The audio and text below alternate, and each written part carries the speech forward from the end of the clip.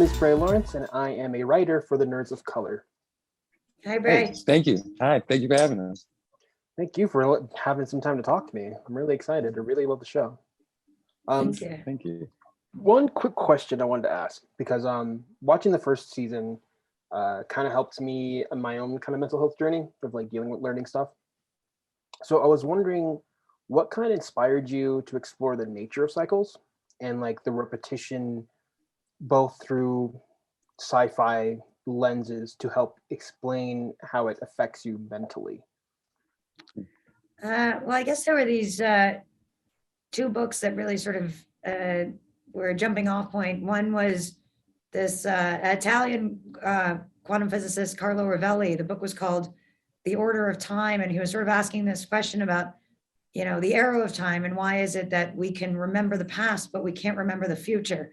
And at the same time, there was this book by this guy, Doug Hofstadter, that was certainly an inspiration in season one, but also in season two, called I'm a Strange Loop, that was sort of asking these other questions about sort of the introspective camera. And, you know, just in general, I guess I'm super curious about the ways in which we are time traveling on a daily basis from a epigenetic trauma standpoint, you know, that we're bringing our lineage with us into these moments that we experience as sort of socially awkward, but they're sort of throwing us right back to, you know, a memory. And then the sort of deeper question around like, do I have free will or the ability to change that? Or if nothing else, my perspective towards that experience, you know? So I just think that Nadia and Alan are these two characters that are really well set up to kind of, you know, Alan is so sort of buttoned up and OCD in his kind of untreated sort of questions. And,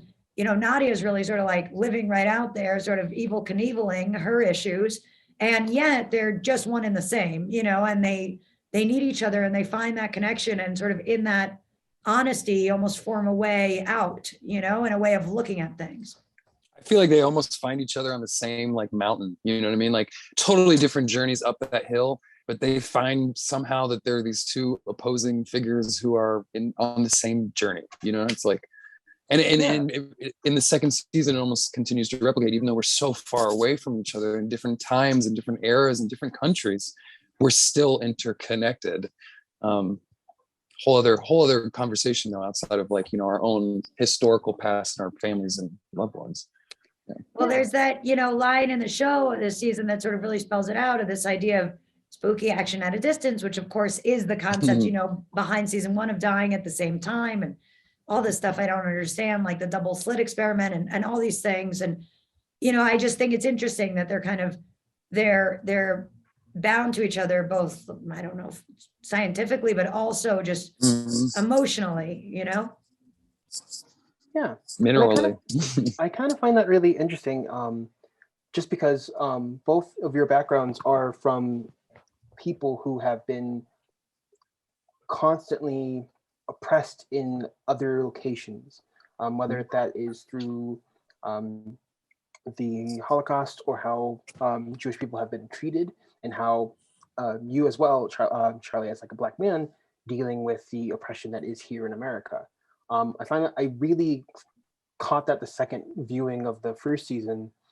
I was wondering how, when you figured out that you wanted to go through intergenerational trauma for the second season, what kind of sparked that interest, or was that something that you were already planning to do when you were writing the first season?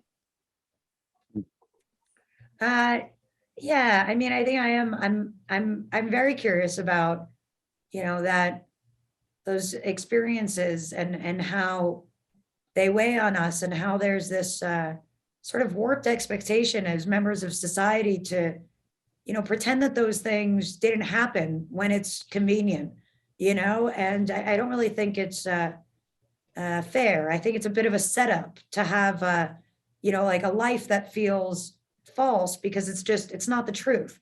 Now, that I'm not saying, you know, we should be, you know, constantly like in a state around it, but I'm just saying, I don't think it's right that we should have an expectation of not, you know, telling the truth about history. You know, I just think it would, and so I was very curious about that. And yeah, you're certainly, you know, obviously we're living in a time, sort of politically where it's both out there, but also, we sort of play games with it in a way because of social media, maybe, where it's like, some days we're acting like it all means so much to us, and other days we're being asked to forget it.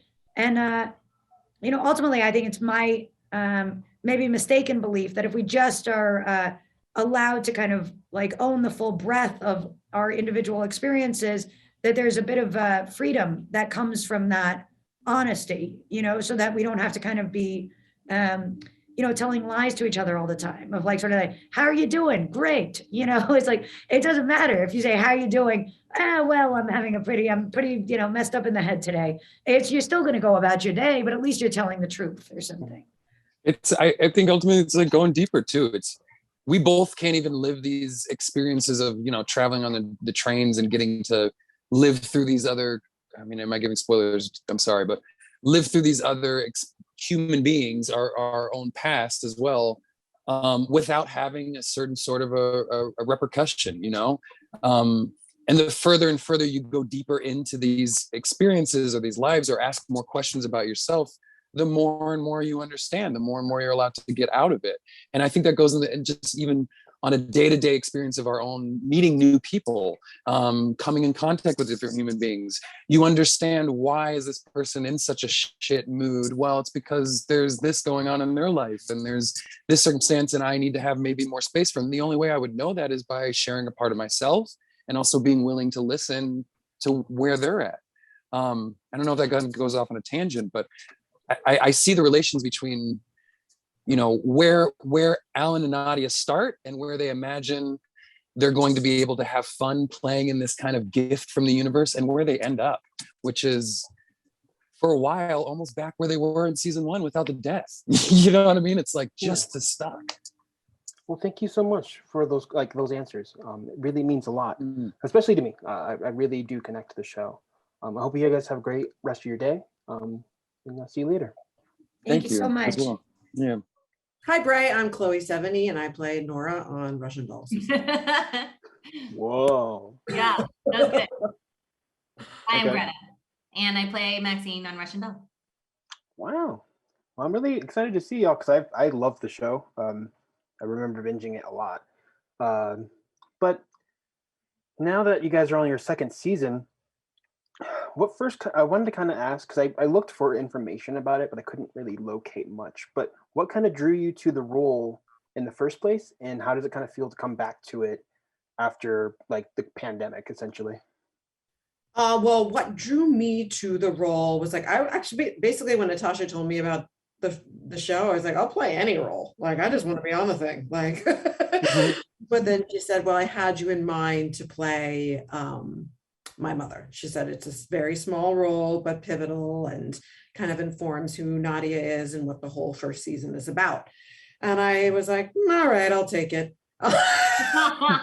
Wanting more, of course. So then second season came around. She's like, I brought you more. So yeah, we get to really examine more of Nadia and Nora's relationship and who Nora is, and how Nadia deals with having a mother who's struggling with a mental illness. Yeah. Okay. When we first started talking about Russian Doll season 1, I mean, what drew me to it was Natasha. It was Natasha. It's always been Natasha. The show really is her beating heart and her ticking brain and come to life. And it's such a pleasure and a joy to jump into that, wherever that leads us. And I think the audiences will see with season 2, it will lead us to many unexpected places. And so, I think that first season, I was interested in this idea of how do we present friendship and what does that actually look like? What's another way we can do that? And was so pleasantly pleased that we could figure that out together. And how did Natasha already directed you in something? Yes, that's a good point. She had just directed me. It was her, actually, it was her directorial debut.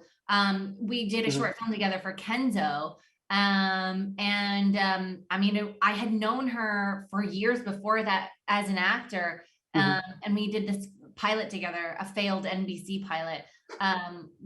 We like to say, like, if you went through a different kind of like TV wormhole, and it's like some sort of iteration that, like, planting the seed for this, but so totally different.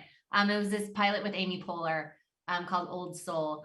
But yeah, I mean, it was just has been this incredible continuation of working together and collaborating with her. And this season, getting to see her just really step into her full capacity as lead actor, producer, writer, showrunner, director. I mean, it's huge. It's really huge what she's done. We're so proud of her. Yeah, that's really cool. So then I guess I'll ask another question, kind of to both of you, because the film is kind of the show is now kind of dealing less. It tackled already the personal trauma of like mental illness and how that affects you. How is it to see it talking about intergenerational trauma?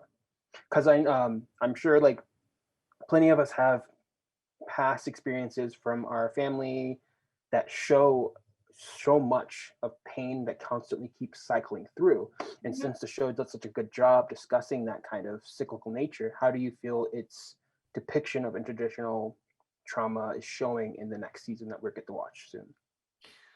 I feel like we've talked a lot about this idea in this search for your own identity. If you felt compelled to travel far and wide to find that answer, but then find yourself right back where you started, and realizing perhaps that the answers were much closer, or maybe were there all along, but needing to make that journey and to cover that distance. I think that's what the show has done so well, particularly in this season, in bringing to life what that could look like. Literally, what does a literal journey look like in search of your identity and why you are the way you are? Yeah, and then how do you make peace with that? And then how do you change the narrative moving forward? I mean, like, I became a new mother, and then now I'm thinking of the stories and the narrative that I've been told over the years, and how does one shift and usher a child into like a newer or a different version of that, or whatever that looks like, and yes, we're all examining that, and the show does that beautifully. Awesome. Thank you so much. You guys have a great day. Thank you.